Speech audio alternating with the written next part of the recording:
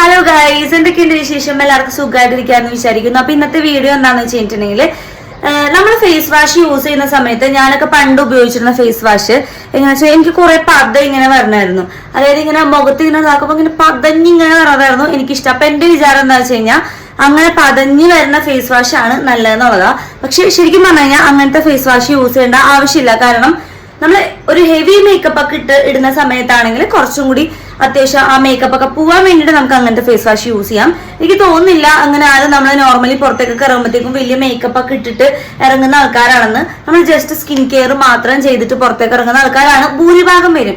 അങ്ങനെയുള്ളവർക്കും oily skin ഉള്ളവർക്ക് പ്രത്യേകിച്ച് ഒരു ഫേസ് വാഷ് ഞാൻ പരിചയപ്പെടുത്താനാട്ടോ. ഭയങ്കര മൈൽഡ് ആയിട്ടുള്ള ഫേസ് വാഷ് ആണ്.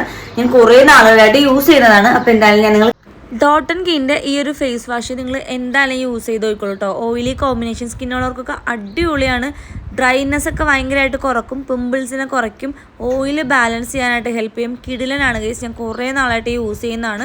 അപ്പോൾ ലിങ്ക് ഞാൻ ഡിസ്ക്രിപ്ഷൻ ബോക്സിൽ കൊടുത്തേക്കാം, ചെക്ക് ചെയ്ത് നോക്കാം. ഓയിൽ പതയോ കാര്യങ്ങളോ ഒന്നും ഇല്ല കേട്ടോ. അപ്പോൾ വീഡിയോ ഇഷ്ടപ്പെട്ടിട്ടുണ്ടെങ്കിൽ ഒന്ന് ഫോളോ ചെയ്യണേ. അടുത്ത വീഡിയോയിൽ കാണാം. ബൈ.